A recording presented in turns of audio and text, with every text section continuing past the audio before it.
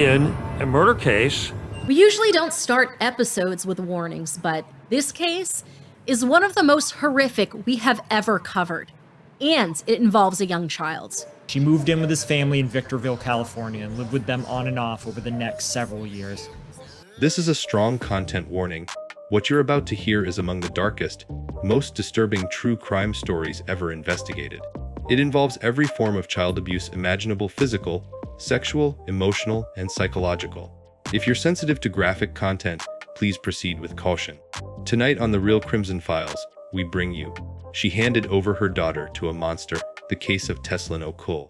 This is the story of a beautiful little girl, taken from innocence and forced to endure unspeakable horrors, only for it to culminate in a crisis so extreme it became one of Oregon's most horrific and under-discussed child abuse cases. A little girl full of life, born on June 8, 1994, to Stella Kaiser, 18-year-old single mother, Tesslyn O'Cull was a vibrant child with a curious spirit. She loved animals, especially horses from her grandfather's farm in California, was drawn to music, and adored toy trucks.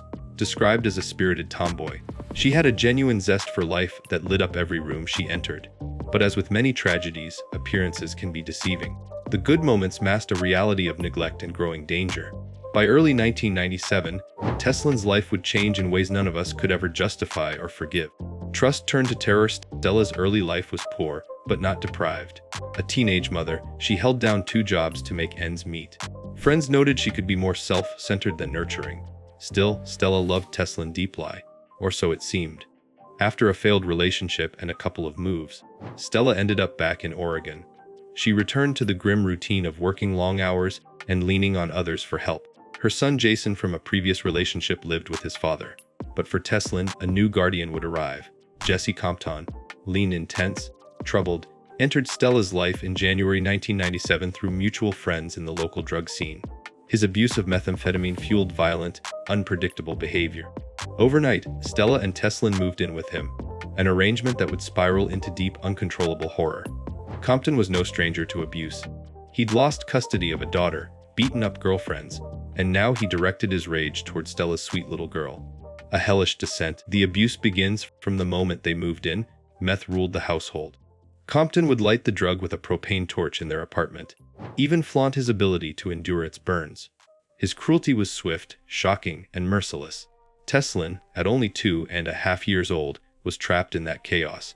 Neighbors later testified that the little girl was beaten with belts, wooden spoons, spatulas, even a fork. She was slapped, hit so hard she bruised. She was forced into corners for hours, stripped and scrubbed during meth-fueled parties that raged day and night, parties where Tesslyn was hidden away. One terrified witness heard her screams echoing from inside, but no one dared intervene because of Compton's threats of violence. In scenes that still haunt investigators, Tesslyn was repeatedly tied up, hands and feet bound over her head for up to 10 hours at a time. Meth-induced aggression led to forced sexual penetration with objects. She was horribly burned. A propane torch left burns on her back, buttocks, and genital area. Some burns were severe enough to become infected. Investigators found explicit wounds in her inner thighs. A source described her being doused with beer, held over the balcony by her heels, with knives thrown at the wall, once missing her head by inches. She was disciplined so harshly that 4 vertebrae were broken just by being thrown around. A horrifying statistics of child abuse. Warning signs ignored. Tesslyn's grandmother visited after her 3rd birthday, bringing her a cake, but Stella refused entry, insisting Tesslyn was sick. The child clung to her grandmother, cut out patches of hair. Concerned family members complained to police, but officers were only allowed to peer through a window. Tesslyn waved. No visible bruises, no action taken. Meanwhile, Compton's warnings, "I'll kill you if you call the cops," silenced neighbors intercepted by fear. The final hours in the last days of her life, Tesslyn became nearly unrecognizable. She was filthy, starved, covered in wounds. Compton's control intensified. He slammed her head, stomped her small torso, used a fork to inflict punch-hole wounds in her belly. She was immobilized, isolated, terrified. The physical trauma was immense: broken vertebrae, fractured skull, hemorrhages. In the end, she was found with dried blood covering much of her body. As investigators later recounted, they had never seen anything like it. Between midnight and 2 a.m. on June 13, 1997, Tesslyn died. Compton, in a panic, tried to resuscitate her with CPR shocks from an electric cord, even pouring cold water on her frail body. When it failed, when the reality of their crime took root, they buried her in a shallow grave near Sweet Home, Oregon, using a laundry basket and blankets. They fled back to their apartment, pretending everything was normal. 2 days later, Compton's sister called the cops.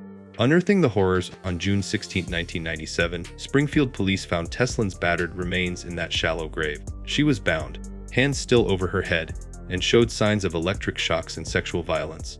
Bits of ribbon cloth, shoestrings knotted around her small ankles and wrists, a torn curtain fragment, belt, and pink, stoned ring told a chilling story of makeshift imprisonment and humiliation.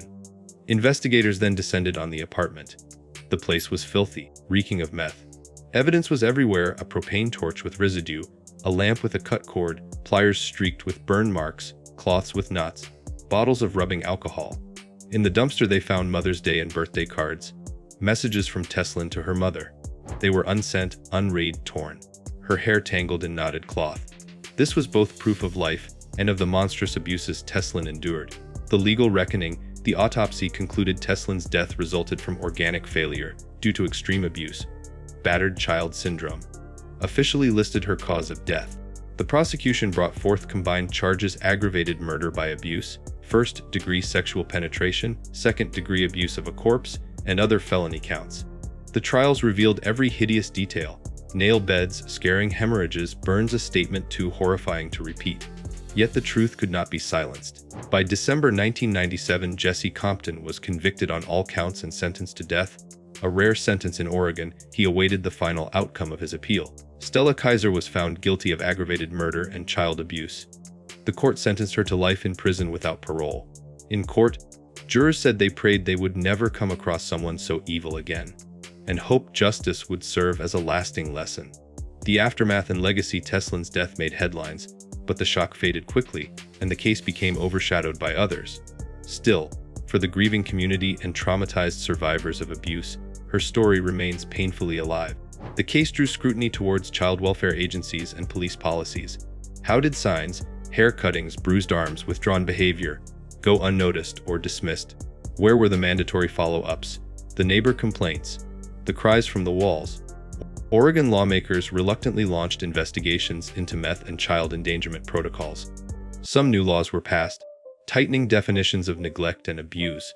But for every Tesslyn, there are still children trapped behind closed doors. Tesslyn's grandmother started a small foundation in her memory, providing foster homes with oversight, early intervention checks for families flagged for drug involvement, and scholarships for social workers who focus on abuse prevention. It's a bittersweet legacy, but one her loved ones hope honors her memory. Remembering Tesslyn was more than a headline. She was a bright-eyed little girl who dreamed of riding horses, making music, maybe even racing cars. She hugged her grandmother tightly and made art for Mother's Day. Even as her world fell apart, she reached for comfort, clinging to hope that someone would save her. In remembering her, we remember the true stakes of inaction. We owe it to Tesslyn, and countless others, to learn from this case. Lessons for all of us: red flags are not optional, odd bruises, withdrawn behavior, late night screams, those disturbances matter. Speak up repeatedly. Family intervention matters if police refuse to enter. Escalate. Demand welfare checks with legal warrants if necessary. Mandate oversight in drug homes. Children living with active meth users need regular adult oversight, not just neighbor hope. Community vigilance saves lives. The fear of retaliation cannot outweigh the drive to protect children. Support systems make a difference. Counseling, respite care, and community programs can prevent desperation from turning tragic. I know this was brutal. I know you're reeling. But we can't look away. What struck you most about Tesslyn's case? What changes do you think communities or lawmakers should make to prevent this from happening again?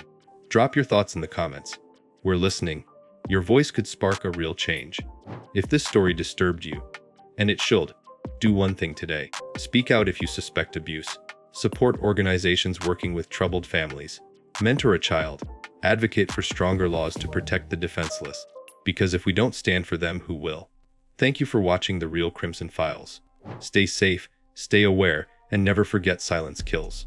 Goodbye, until next time. Mandate oversight in drug homes. Children living with active meth users need regular adult oversight, not just neighbor hope. Community vigilance saves lives.